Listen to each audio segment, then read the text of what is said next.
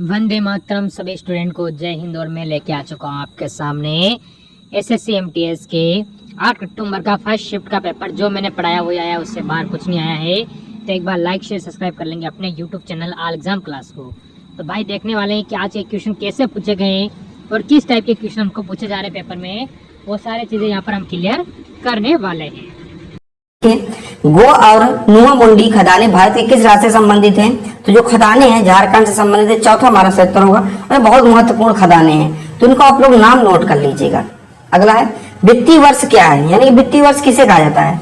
तो इसका सेक्टर क्या होगा? पहला क्या है? वह वर्ष जो सरकार के लिए वित्तीय रिपोर्टिंग अवधि का प्रतिनिधित्व करता है उसे वित्तीय वर्ष कहा जाता है। एक हमारा एकदम सेक्टर हो जाएगा। अगला है संविधान अनुसूचित और अनुसूचित जनजाति आदेश द्वितीय संशोधन विधेयक 2022 दिसंबर 2022 में पारित किया गया और ये भारत के किस राज्य से संबंधित है? तो किस राज्य संबंधित है? ये उत्तर प्रदेश से संबंधित है। तीसरा हमारा एकदम सही उत्तर हो जाएगा। ठीक है, अगला प्रश्न कह रहा है हमारा निम्नलिखित में से उस कुचिपुड़ी नर्तक की पहचान कीजिए जिसे वर्ष 2022 में पद्मश्री से सम्मानित किया गया था। तो उनका नाम है ऑप्शन नंबर बी हमारा सही उत्तर होगा पद्मजा रेड्डी। हमारा दो हमारा एकदम से उत्तर हो जाएगा। अगला करा बुद्ध पूर्णिमा हिंदू माह मनाई जाती है बुद्ध पूर्णिमा के दिन। तो बुद्ध पूर्णिमा किस दिन मनाई जाती है? हिंदू माह में किस दिन मनाई जाती है?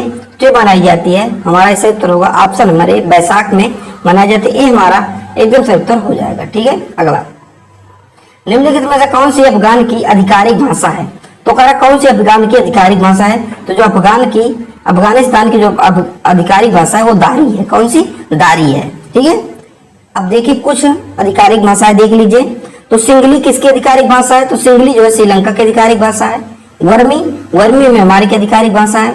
जो दारी अफगानिस्तान की जो है आधिकारिक भाषा है। जोखा जो है ये भूटान की आधिकारिक भाषा है। ये मैं आपको इसलिए बता रहा हूँ क्योंकि जो सारे देश जो मैंने आपको बताया श्रीलंका, म्यांमार, अफगानिस्तान, भूटान, ये भारत के पड़ोसी देश हैं। तो आपको इसलिए इनको इनकी आधिकारिक भाषा, इनके खेल, इनकी कैपिटल सबको आपको याद करके चलना है। अगला है 1927 में मंदिर प्रवेश आंदोलन किसने शुरू किया था? तो किसने के द्वारा शुरू किया? तो भीम अम्बेडकर के द्वारा शुरू किया गया था मंदिर प्रवेश आंदोलन, क्योंकि दलितों को जो मंदिर में प्रवेश नहीं था। अगला है गोविंद सागर भाखड़ा नाकल परियोजना किस राज्य से में संबंधित है? किस राज्य में संबंधित है? इसका सही उत्तर होगा option number A Himachal Pradesh में संबंधित है। ए हमारा सही उत्तर होगा। एक यहाँ से एकदम सही उत्तर हो जाएगा। अगला है पंडित रविशंकर निम्नलिखित में से किस संगीत वाद्य यंत्र बजाने के लिए दुनिया भर में माने जाते हैं? तो इसका सही उत्तर होगा ऑप्शन नंबर चौथा सितार से संबंधित है। कौन से किससे संबंधित है? यह सितार से संबंधित है। यह इसका सही उत्तर क्या होगा? 4 हमारा यहाँ पे इसका सही उत्तर हो जाएगा। ठीक है, अगला प्रश्न है अरब सागर निम्नलिखित में से महासागर का विस्तार है। तो अरब सागर का जो विस्तार महासागर कहाँ से कहाँ तक विस्तार है? तो अगर अरब सागर का जो विस्तार है हिंद महासागर तक। कहाँ? हिंद महासागर तक। चौथा हमारा इसका सही उत्तर होगा। आपको पता होगा ये मान लीजिए भारत का मैप है, ऐसे मैप होता है भारत का। तो इस साइड अरब सागर है, नीचे हिंद सागर है दक्षिण में, और इस साइड बंगाल की खाड़ी है। तो जो अरब सागर का है ये हिंद महासागर में ये कुछ ऐसा पूछा जा रहा है आपसे। चीजों को आप क्या क्वेश्चन से इमेज से याद किया करिए, आसानी से याद हो जाएंगी। अगला प्रश्न निम्नलिखित में से कौन सा भारत के माइक्रो फाइनेंस संस्थाओं ने MFI का एक पहलू है? तो कौन सा है? तो इसका सही उत्तर होगा ऑप्शन नंबर क्या होगा? इसका ऑप्शन नंबर 1 हमारा सही उत्तर होगा ग्रामीण क्षेत्रों तक पहुंच। इसका एक पहलू है। इसका उद्देश्य ग्रामीण क्षेत्रों तक क्या पहुंच हो। अगला है शंभू महाराज कथक के निम्नलिखित में से किस घराने से संबंधित है? बहुत इंपॉर्टेंट है। किस घराने के प्रसिद्ध गुरु थे? किस घराने के प्रसिद्ध गुरु थे? ये संबंधित थे तो लखनऊ घराने संबंधित। किससे? लखनऊ घराने संबंधित है। एक हमारा एकदम सही उत्तर हो जाएगा। अब इसके बारे में डिटेल से देख लीजिए। शंभू महाराज का जन्म 1910 में हुआ था और उनका निधन 1970 में हुआ था। लखनऊ घराना नृत्य में सुंदरता अभिव्यक्ति पर जोर देने के लिए माना जाता है। लखनऊ घराना अवध के नवाबों द्वारा दरबार में विकसित किया हुआ तथा जयपुर तथा बनारस के घरानों के साथ प्रमुख 3 शैलियों में से एक माना जाता है इसे। अगला प्रश्न है बौद्ध कला का सबसे प्रमुख स्तूप कौन सा था? तो बौद्ध कला का जो सबसे प्रमुख स्तूप था सांची का स्तूप था। किसका? सांची का स्तूप था। चौथा हमारा एकदम सही उत्तर हो जाएगा। और सांची का स्तूप किसके द्वारा बनाया गया था ये आपको बताना है। ठीक है, अगला भारत में संसद के दोनों सदनों के लिए चुनाव कौन आयोजित करता है? तो भारत में संसद के लिए दोनों सदनों के लिए चुनाव जो कौन करता है? तो निर्वाचन आयोग यानी कि मुख्य चुनाव आयोग। दूसरा हमारा 70 हो जाएगा। अगला है पानीपत का तीसरा युद्ध निम्नलिखित में किस वर्ष से लड़ा गया? तो पानीपत का जो तीसरा युद्ध किस वर्ष लड़ा गया? वो 1761 में लड़ा गया। किसमें? 1761 में लड़ा गया। हमारा ऑप्शन नंबर 1 इसका सही उत्तर हो जाएगा। अब देखिए किसके किसके बीच, तो जो पानीपत का तृतीय युद्ध 1761 में किसके किसके बीच लड़ा गया था? तो 14 जनवरी 1761 को अफगान जो मराठा साम्राज्य और जो दुरानी साम्राज्य, इसके जो अफगान साम्राज्य था दुरानी, इसके बीच लड़ा गया था, जिसका नेतृत्व अहमद शाह अब्दाली ने किया था। मराठा और अहमद शाह अब्दाली के बीच एक पानीपत का जो है तीसरा युद्ध लड़ा गया था 1761 में, जिसके बाद किसकी जीत हुई थी? अब्दालियों की जीत हुई थी और मराठाओं का क्या हुआ? धीरे धीरे पतन हो गया था इस युद्ध के बाद, और जो है अंग्रेजों के लिए यहाँ पे आसान हो गया था अपनी सत्ता को चलाना। अगला है अनटचेबल, एक उपन्यास है जिसके लेखक कौन है? तो किस किसके लेखक कौन है? इसके लेखक है मुल्क राज आनंद। एक हमारा यहाँ पे सही उत्तर हो जाएगा। अगला है देखिए अनटचेबल एक भारतीय लेखक मुल्क राज आनंद द्वारा अंग्रेजी में लिखा हुआ उपन्यास है। यह उपन्यास 1935 में प्रकाशित हुआ था। यह भारत के जातिगत भेदभाव के मुद्दों से संबंधित है। इसमें यानी कि भारत के जातिगत भेदभाव जो मुद्दे होते हैं उनको बताया गया है। उपन्यास का नायक वखा नाम का एक युवा लड़का है जो निम्न जाति वर्ग से संबंधित है। इनकी स्टोरी बताया गया है कि कैसे किससे संबंधित है, तो जाति वर्ग यानी कि भारत में जो जातिवाद चलता है इससे संबंधित है।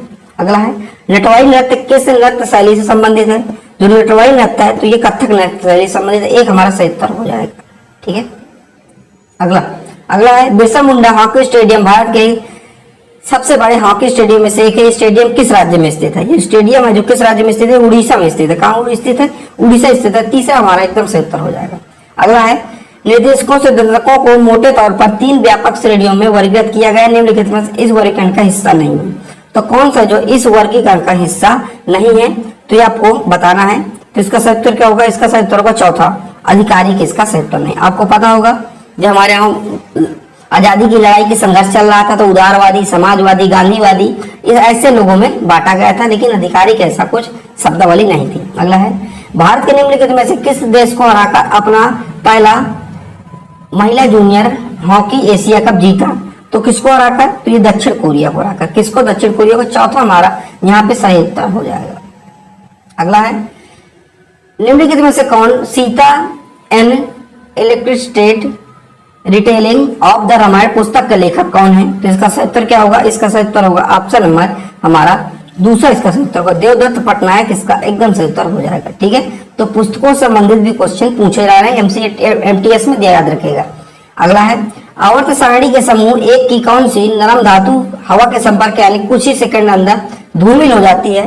तो कौन सी है? तो इसका सही उत्तर होगा ऑप्शन नंबर दूसरा, सोडियम। इसका सही उत्तर हो जाएगा। देखिए पहले एमटीएस में क्या हुआ करता था कि जो सेकंड दो सेशनल में पूछा जाता, पहले ऐसा नहीं पूछा जाता था। पहला जो है सिंपल पूछा जाता, हिंदी जिसको लेना हिंदी लैंग्वेज करते थे, और जिसको इंग्लिश लेना था इंग्लिश करता था। जीके जीएस मैथ आती थी, ये सब आया करता था, रीजनिंग भी आया करती थी। लेकिन अब जो है उसमें पूछने लगा है, 2 सेक्शन में पूछने लगा है। जो फर्स्ट वाला होगा क्वालिफाइंग होगा, रीजनिंग और मैथ, उसमें कुछ नंबर आपको लाने होंगे। अगर आप फर्स्ट में ही फेल हो जाते हो दूसरे नंबर में आपकी कॉपी चेक नहीं होगी। और दूसरे वाले में आपको जो दूसरा जो है टायर दूसरा है, तो इसमें आपका जो है जीके जीएस और जो है इंग्लिश पूछी जाएगी। तो वही क्वेश्चन मैं आपको करवा रहा हूँ जीके जीएस वाले। ठीक है, अगला है मेघालय की जनजाति का सागमसिया या बिजनरथ जनजाति के प्रमुख त्योहार के दौरान किया जाने वाला एक प्राचीन युद्ध नृत्य है। तो कौन सा एक प्राचीन युद्ध नृत्य है? तो इसका सही उत्तर होगा खासी जनजाति द्वारा किया जाने वाला है।